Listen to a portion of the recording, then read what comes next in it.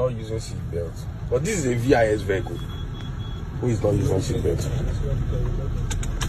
So I'm going down.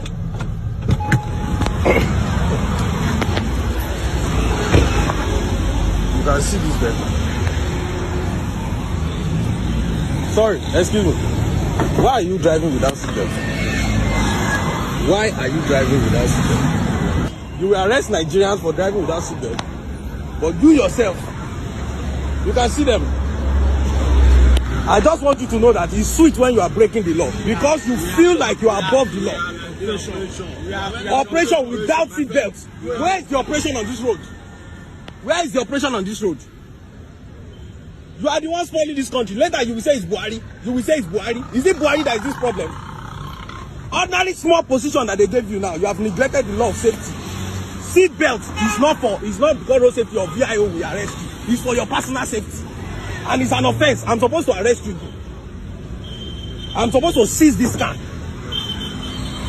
Ori bikini.